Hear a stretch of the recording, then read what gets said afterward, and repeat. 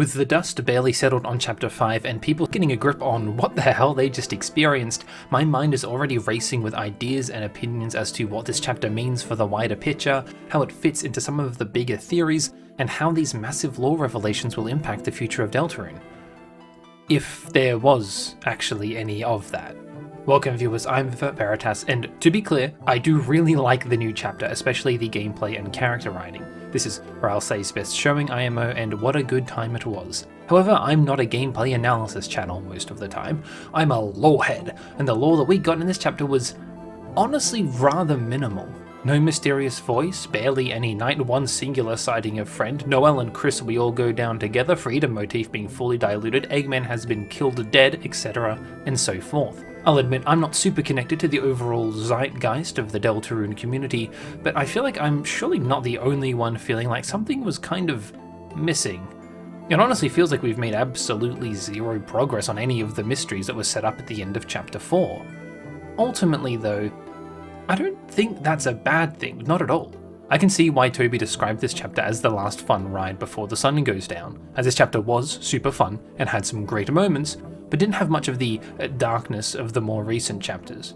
It's not immediately lore rewarding like Chapter 4 was, but I still think it's important to see what this chapter is actually doing for the greater scope of Deltarune. Today we'll be going over the bits of lore we do get, what the lore or lack thereof in this chapter means, and how the themes of Deltarune present themselves in Chapter 5.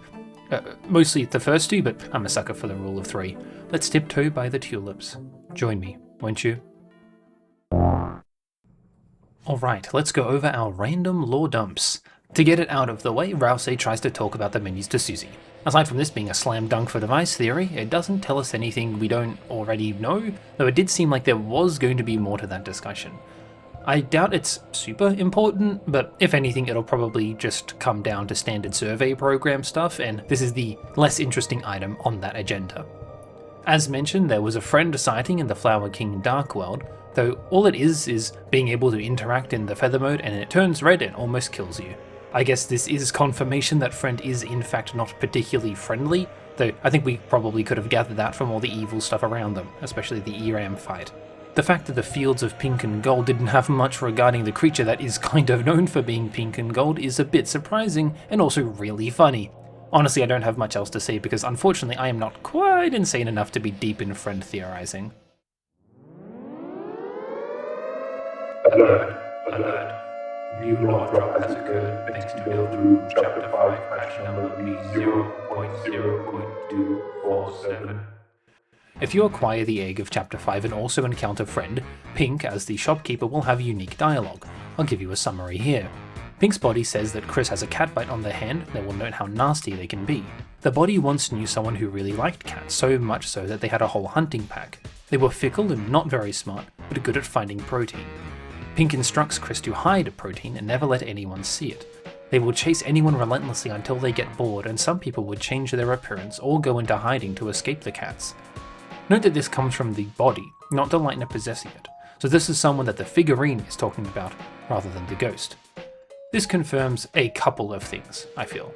Chris seems to have encountered friend before at some point, which isn't exactly a surprise considering everything we know about them, and may even have something to do with Chris knowing the shop theme in Chapter 4. It also puts friend in direct opposition with both the eggs and the Forgotten Man. In fact, Pink may be talking about the Forgotten Man himself when talking about the changing appearance or going into hiding. I think you can make a pretty clear connection between the person Pink knew with Eram, considering that Eram both summons friends and also has connections to Chris's past, and may even represent a younger Chris.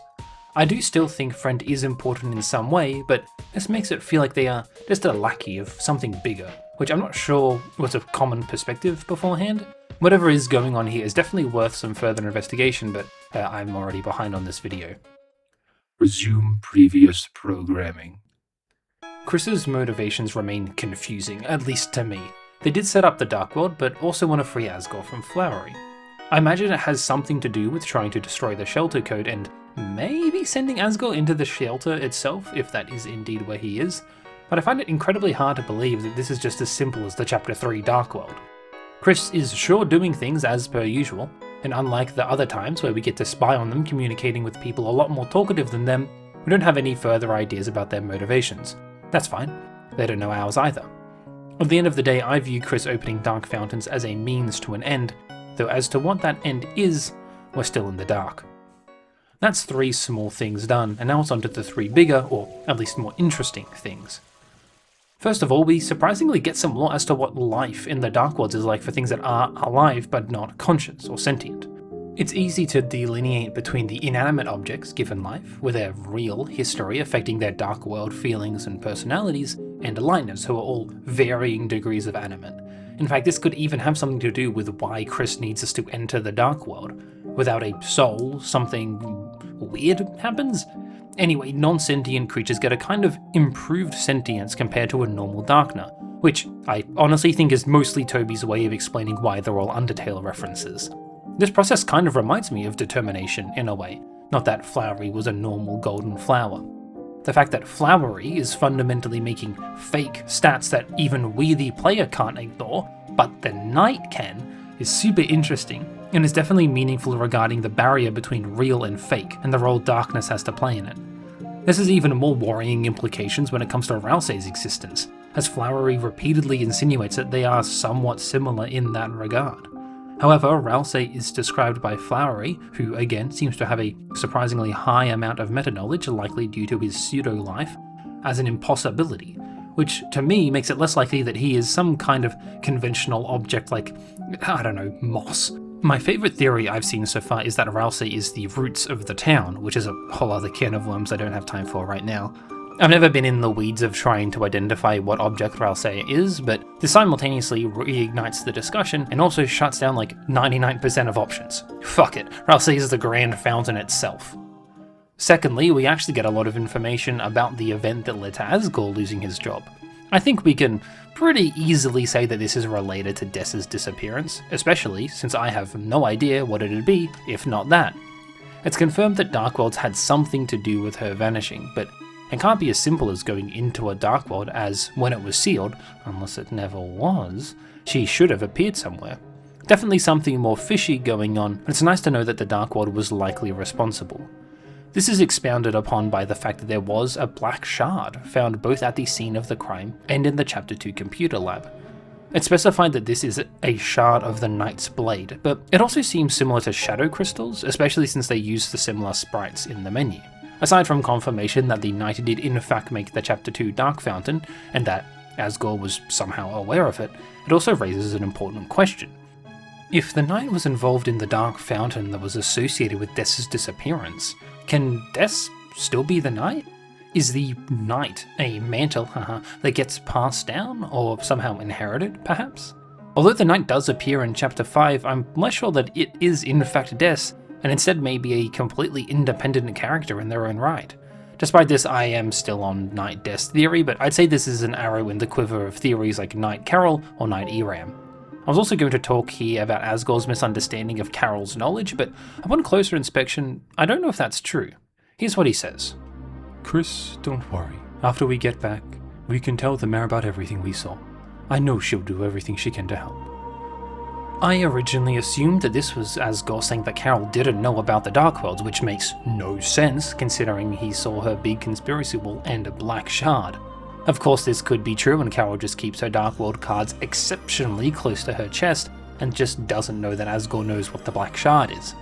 However, I do think that Carol may have let Asgore in on a little bit more, and Asgore's statement here is that now that he's been in a Dark World and understands how dangerous things can be, he can get Carol on side too. This tracks as well, not only with Asgore kind of assuming the best in most people, but also the no she'll do everything she can because all 3 of them know, at least to a degree. I think this is a much more easier to understand concept than the alternative, though who knows at this point. Finally, there's a lot of Weird Root stuff. I want to make a dedicated Weird Root video soon, so I'll leave a lot of it until then, but it'd be foolish to leave out here. However, like a lot of Chapter 5, a lot of the Weird Root stuff is more vibes and character writing than any mystery. Certainly themes and such, but in terms of concrete lore, it doesn't have too...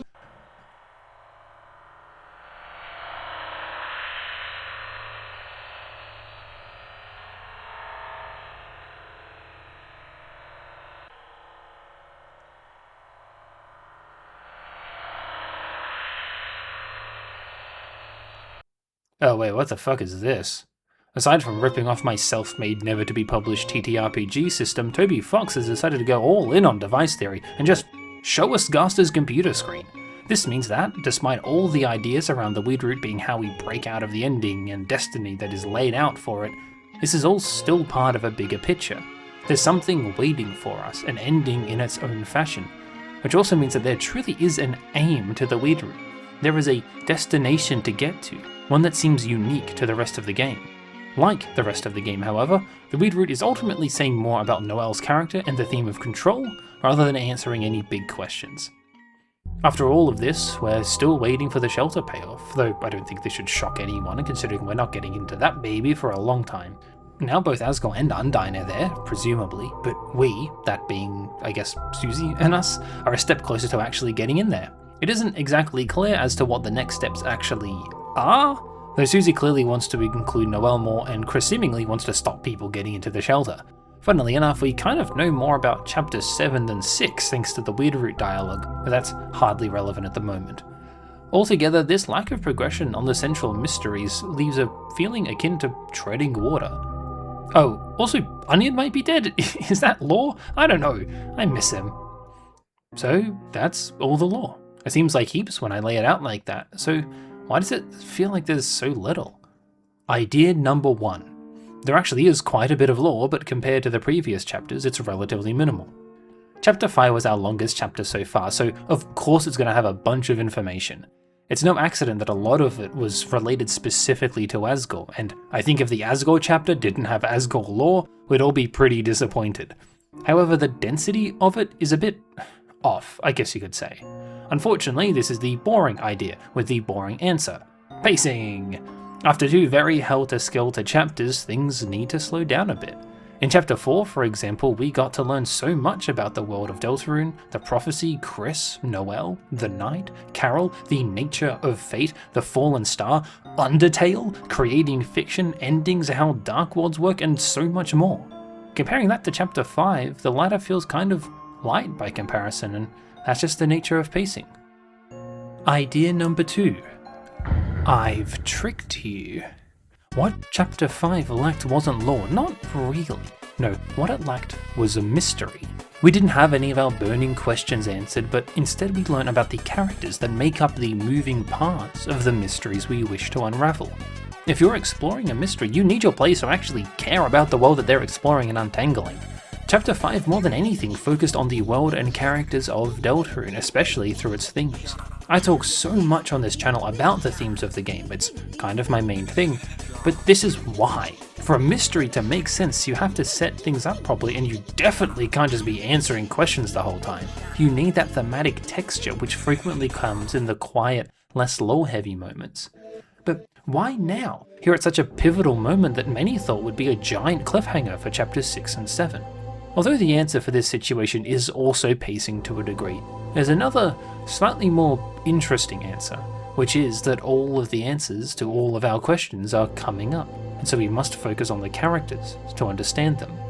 We're circling somewhere that we're waiting for answers about, and that contains a lot of them in turn, located approximately smack dab in the middle of where the forest won't grow, aka the shelter. We have essentially no idea what's inside the shelter, which is both a strength and a weakness in terms of analysis. We can kind of just make up whatever we want, but we also can't really be correct about anything. This is the type of thing I generally try to avoid, especially since the answer is pretty simple. All of the remaining answers that the lore pit community cares about are in there, but it's impossible to guess at what those answers are using the information we just got in Chapter 5. It's like Schrodinger's friend, and I'd instead much rather look at what we actually did get.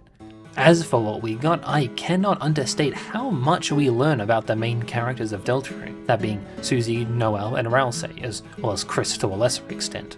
So much of Susie's relationships with both Noelle and Chris are expounded upon and explored, and as I've said in the past, this has, and will continue to have, an exceptional impact on the story itself.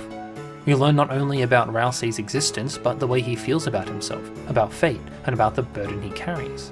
Noelle asserts herself in her strength in both the normal and weird routes, and we're poised to see her more involved in the narrative going forward, which was always something I was unsure about. Even Chris, with their murky motivations and endless trust placed in them, get some highlighting in their father's castle, though not as much as Chapter 3.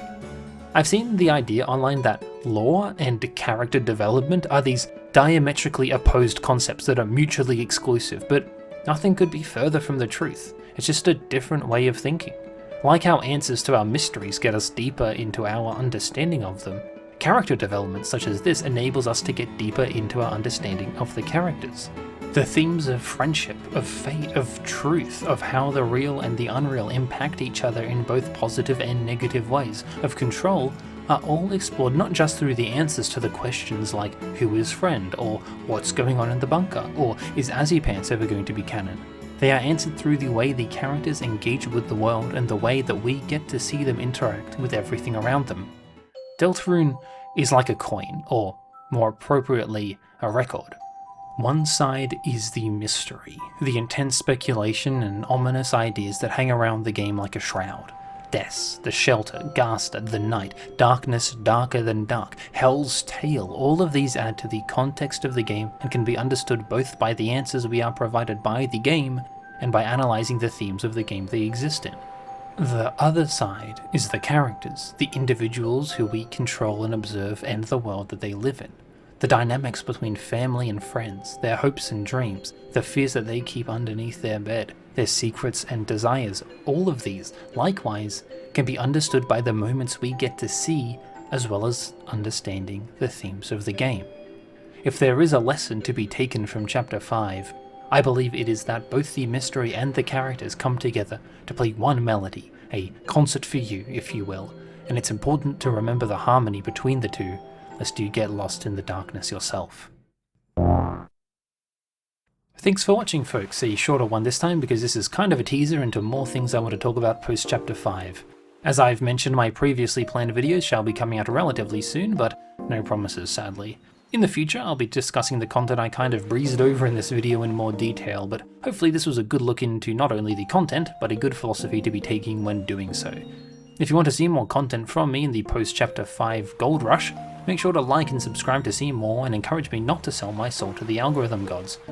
Thank you so much as always to my patrons Zalgo, Michael Bates, Tybee Fitzhugh, Mio, A Witchbird, and Nigel Robinson. Your support means the world and is great motivation when I'm trying to get these videos out. Remember that if you want to see something from me, I'm much more likely to listen if you're giving me money to do it, so check out my Patreon in the description below.